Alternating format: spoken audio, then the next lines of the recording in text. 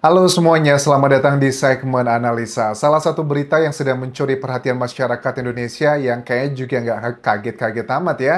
Ini dari Wali Kota Prabu Mule, Arlan, yang kesannya kayak semena-mena teman-teman. Karena hanya gara-gara hal simpel saja dia nggak terima putrinya menurutnya diperlakukan tidak pantas gitu oleh kepala sekolahnya langsung diberikan kayak mutasi atau pemecatan. Sebenarnya bukan pemecatan ya, mutasi lah dipindahkan ke tempat yang lain. Kepala Sekolah SMP Negeri 1 Kota Prabu Muleh, Roni Ardiansyah, dan juga ada seorang satpam di situ. Sudah minta maaf ya, dan kedua belah pihak itu sudah saling memaafkan. Bahkan pada saat Arlan itu mendatangi rumah dari satpam bernama Ageng dan juga kepala sekolah Roninya, mereka pun juga diberikan dua sepeda listrik. Tetapi dari hal ini apakah sebuah cerminan bahwa Cak Arlan ini termasuk orang yang semena-mena dalam memimpin daerahnya? Maksudnya gimana? Untuk hal sesimpel ini aja kok kesannya semena-mena begitu loh. Apa kabar dengan hal-hal yang lain ya? Apakah tipikal yang nggak bisa dikritik atau diberikan masukan oleh bawahan-bawahannya? Karena bagaimanapun juga seorang wali kota, pejabat daerah, mereka mendapatkan penghasilan juga dari pajak rakyat. 80-an persen ya APBN kita yang notabene adalah salah satu sumber pendapatan mereka itu 82 persennya adalah pajak rakyat Indonesia, teman-teman. Kronologinya sebenarnya seperti apa? Apakah permasalahan ini sudah selesai begitu aja? Bagaimana dengan LHKPN-nya? Laporan harta kekayaan penyelenggara negara. Apakah ada kecurigaan atau enggak? Kita bahas satu persatu adalah konferensi pers dari kedua belah pihak. Oke, ini konferensi persnya dilakukan di kantor Kementerian Dalam Negeri Jakarta, dihadiri juga sejumlah pejabat terkait, plus juga dengan wali kota beserta kepala sekolahnya.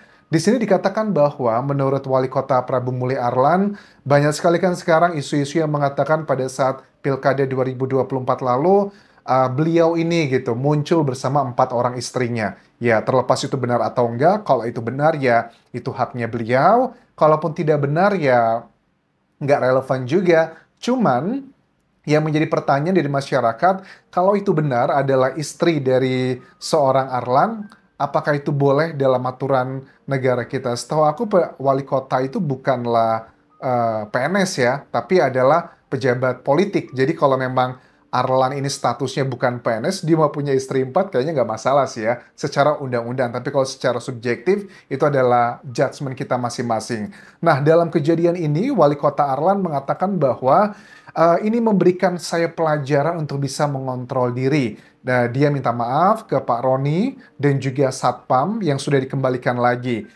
Dia memberikan klarifikasi terkait dengan kronologi sebenarnya seperti apa. Dia memberikan keterangan ini di hadapan kepala sekolah yang menurut dia bahwa kejadiannya itu terjadi di tanggal merah, di tanggal 5 lalu ya teman-teman. Dikatakan bahwa saat itu putrinya yang bernama Aura itu mau latihan drum band. Jadi saat itu situasi hujan lagi deras dan lokasi latihan drum bandnya tersebut jaraknya sekitar 150 meter dari tempat sekolahnya. Nah, dia ini bareng sama supirnya katanya mau dianterin sampai ke halaman depan mungkin di tengah area sekolahnya, cuman tidak diizinkan. Nah, gara-gara hal simpel tersebut, bapaknya, mungkin dia ngadu gitu ya, si anak ini ke Arlan bilang, Pak, saya dibeginikan, dibegitukan. Nah, si Arlan ini ngomonglah lewat kepala dinasnya dan mengatakan bahwa tolong tuh, nggak tahu pakai tolong apa nggak, intinya adalah ditegur itu si kepala sekolah SMP Negeri 1 Kota Prabu Muli, Roni Ardiansyah, jangan begitu, kalau nggak saya mutasi atau saya pecat, begitu. Coba kita simak cuplikannya Arlan pada saat menyampaikan kronologi versinya. Apakah ini benar atau enggak? Kita bahas di sini teman-teman. Anak-anak ini main latihan drum band, jaraknya 150 meter dari sekolahan ke tempat latihan. Pada hari itu, hari hujan deras, mereka balik ke sekolahan. Anak saya ditelepon oleh guru, Aura, kalau mau turun masuk ke beda mobil. Jadi anak saya diantar supir, Pak, bukan dibawa sendiri. Mau masuk, tidak boleh, langsung dia keluar. Begitu dia keluar, sudah Selesai hujan-hujan, seluruh anak-anak itu basah galau, Pak. Basah semua gitu ya? Selesai. Dan selama ini tidak pernah anak saya. Oh, jadi kesannya adalah bahwa Aura ini, putri dari Pak Wali Kota, itu nggak boleh masuk ke mobil atau seperti apa. Ya, poinnya adalah jarak hanya 150 meter dan juga hujan-hujanan. Ya, sudut pandang orang pasti beda-beda ya. Ada yang ngerasa mungkin kok berlebihan begitu. Cuman, kalaupun yang dikatakan dari Wali Kota ini adalah benar gitu, tapi masa sih sampai seorang satpamnya harus dipecat. Kemudian juga kepala sekolahnya pun juga dalam tanda kutip dimutasi. Karena kalau dikatakan bahwa tidak betul saya memecatnya atau memutasinya, faktanya dari kepala sekolah SMP Negeri 1 Kota Prabu Muli ini juga mengatakan, saya sudah maafkan, Pak Wali Kota pun sudah datang ke rumah saya untuk benar-benar minta maaf. Saya pun sudah ditugaskan kembali di sekolah dan saya sudah merasa nyaman, jadi tidak perlu adanya perlindungan dari LPSK, Lembaga Perlindungan Saksi dan Korban. Poinnya dari sini adalah kalau dikatakan saya pun sudah bertugas di sekolah kembali, artinya kan sudah sempat diberhentikan, terlepas itu dimutasi atau seperti apa. Tetapi di video yang viral juga kita tahu ya bagaimana dari Pak Roni ini kan nangis ya, pamitan sama siswa-siswinya yang kita lihat di videonya viral gitu, kasihan gitu ya, gara-gara Aura ngadu ke bapaknya, efeknya seperti ini. Itu pun, begitu pun juga terjadi kepada satpam sekolah tersebut, teman-teman, yang bernama Pak Ageng, yang dia pun harus sempat berhenti, kehilangan pekerjaannya. Nah, kemudian dikatakan juga bahwa saya memang mendapat binaan dari Pak Wali Kota yang berhubungan dengan putrinya. Kondisi memang hujan dan tidak diizinkan masuk parkir bagian dalam. Dari sini aku melihat kayak ada tekanan sih untuk kepala sekolahnya. Tekanannya bukan dalam bentuk mungkin verbal atau ancaman, tetapi lebih ke masalah kekuasaan. Karena ya kita tahulah di daerah seperti apa begitu. Kadang kita melihat sesuatu hal di publik atau di media sudah baik-baik aja, tapi kita nggak tahu di balik ini ada cerita apa yang terjadi yang membuat seorang kepala sekolah pada akhirnya mengatakan oke lah begitu. Di daerah itu memang begitu ya, jangankan menjadi seorang anak wali kota. Anak kepala sekolah juga banyak yang tengil-tengil gitu, yang ngerasa udah kayak gimana begitu. Cuman dari kejadian ini mengindikasikan bahwa memang sekarang di Indonesia tuh gap antara yang kaya dan miskin, pejabat dan juga rakyat, itu tinggi banget sih. Dan salah satu poin yang sekarang sedang menjadi perhatian masyarakat terkait dengan LHKPN-nya, laporan harta kekayaan penyelenggara negara. Kita mau cek nih ya, dari Wali Kota Arlan, ada nggak nih indikasi kayak dugaan-dugaan korupsi atau sebagainya? Ya kita paham sih, banyak masyarakat yang udah nggak aneh gitu kalau melihat pejabat-pejabat itu melakukan tindakan korupsi. Cuman harus dibuktikan secara bukti lah ya, alat buktinya apa aja. Berdasarkan LHKPN 2024 yang dilaporkan pada 13 Agustus 2024, total harta kekayaan Arlan mencapai 17 miliar 2.737.046. 17 miliar bagi seorang wali kota, apakah ini angka yang besar atau enggak? Jujur, bagi aku pribadi, ini kayaknya angkanya terlalu kecil. Kita tahu nih, ada banyak modus-modus bagaimana oknum-oknum pejabat kita menyembunyikan hartanya. Misalnya, di atas namakan orang tertentu aset-asetnya, atau bahkan disimpan di luar negeri, uangnya dan sebagainya, itu kan tidak bisa terdeteksi. Oke, kita baca yang dilaporkan, masuk akal enggak ya? Aset terbesar Arlan datang dari tanah dan bangunan senilai 5,8 miliar. Tercatat ada 18 bidang tanah dan bangunan yang tersebar di Prabu Mulih, Ogan Ilir, Sumatera Selatan. Arlan juga punya alat transportasi dan mesin senilai 4,9 miliar, tercatat memiliki 5 unit truk tronton merek Hino. Nah, menariknya adalah 5 unit truk tronton. Artinya dia punya usaha di sini yang menggunakan truk tronton tersebut.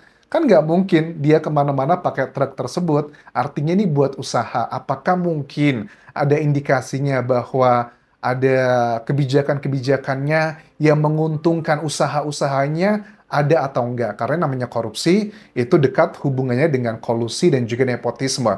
Mungkin tidak ada korupsi secara langsung uang didapatkan, Tapi mungkin dugaannya ada proyek-proyek yang tidak melalui standar yang sesuai undang-undang. Bahkan kan dari keterangan Mendagri juga timnya mengatakan bahwa pemecatan dan juga pemutasian 2 orang di sekolah tersebut pun tidak sesuai dengan undang-undang. Makanya dari Wali Kota Arlan ini mendapatkan teguran tidak cuma dari Mendagri, tapi juga dari partai politik pengusungnya, which is adalah dari Gerindra. Katanya sudah dilakukan pemanggilan dan akan diberikan sanksi, selain diingatkan bahwa tidak boleh mengulangi perbuatan itu lagi. Oke, selain itu juga kembali ke masalah LHKPN, dia punya truk merek Mitsubishi Colt Diesel dan juga punya 2 unit mobil Mitsubishi Triton Double Cabin, kemudian juga punya mobil John Deere 450J Bulldozer. Nah, ini mobilnya tuh tipikal mobil-mobil yang buat usaha loh, Colt Diesel, terus juga yang tadilah yang sudah disebutkan. Nah, penasaran adalah usahanya apa aja sebelum menjabat wali kota ini. Ada nggak koneksinya? Mudah-mudahan dari KPK, Komisi Pemberantasan Korupsi, bisa mendalami lebih lanjut. Kalau kita hanya ngelihat dari LHKPN-nya aja, para pejabat itu udah pinter banget bagaimana cara menyembunyikan harta mereka. Ada juga punya 3 unit motor merek Yamaha, 1 FDC Solo. Oke, terus memiliki harta bergerak lainnya 202 juta, ada kas dan setara kas 8 miliar, serta utang 2 miliar. Totalnya adalah 17 miliar rupiah sekian. Apakah secara pribadi kalian percaya dengan LHKPN ini? Kalau aku melihat dari tipikal kayak rumahnya, kalau betul punya istri 4 dan sebagainya, gaya hidupnya, kok aku tidak yakin ya kalau hartanya sekitar 17-an miliar. Dugaanku sih kayaknya lebih dari itu. Mungkin ada banyak yang belum dilaporkan di situ dan itu adalah hal yang tidak sulit ya untuk menyembunyikan data-data tersebut. Nah, sekarang kita pengen tahu adalah terkait dengan konsekuensinya seperti apa. Kalau sebagai seorang wali kota, ini kan jabatan-jabatan politik. Jadi tidak kayak dulu di kasus di Pati juga tidak gampang ya untuk melengsarkan seorang pejabat terpilih, apalagi dari pemilu begitu. Tetapi yang aku lihat di sini kenapa dia meminta maaf dan juga begitu sangat proaktif, itu terjadi setelah viral, teman-teman. Bahkan putrinya, foto-fotonya juga sudah mulai beredar kemana-mana sekarang. Aku sih melihatnya bahwa kayaknya dari pejabat ini atau wali kota ini ketakutan kalau terjadi nanti kayak kasus yang di Nepal atau bahkan di Indonesia, di Jakarta, yang sejumlah anggota DPR, bahkan juga menteri, rumahnya dijarah dan sebagainya. Takutnya apalagi di daerah ya tempat tinggalnya mereka nih kan ya. Ini termasuk daerah Sumatera yang relatif cukup keras. Kalau dia tidak melakukan langkah yang seperti ini, efeknya nggak bisa dijamin rumahnya aman atau bahkan hal-hal yang terjadi di Jakarta atau bahkan Nepal itu bisa terjadi pada dirinya dan juga keluarganya. Jadi banyak masyarakat menilai permintaan maaf dari wali kota Arlan ini dugaannya adalah untuk melindungi dirinya, jabatannya, dan juga hartanya agar tidak dilakukan hal-hal yang tidak diinginkan seperti di Jakarta ataupun juga di Nepal. Itu dulu yang bisa aku update mengenai kasus drama yang sudah berakhir dengan damai ini, tapi konsekuensinya masih belum kita lihat dari partai politik dan juga Mendagri untuk seorang wali kota seperti ini yang kesannya semena-mena terhadap bawahannya. Terlepas itu salah atau benar, tapi kalaupun salah, kepala sekolah dan juga seorang satpam di sana, aku rasa bukan kesalahan yang fatal, hanya hal kecil saja. Tapi kok sampai sebegininya? Terima kasih sudah menonton. Sampai ketemu lagi di video berikutnya. Tinggalkan like dan juga komen. Subscribe channel YouTube ini. Follow Instagram, Facebook pageku, dan juga akun TikTok Dian Jasa Asmara. Sampai jumpa.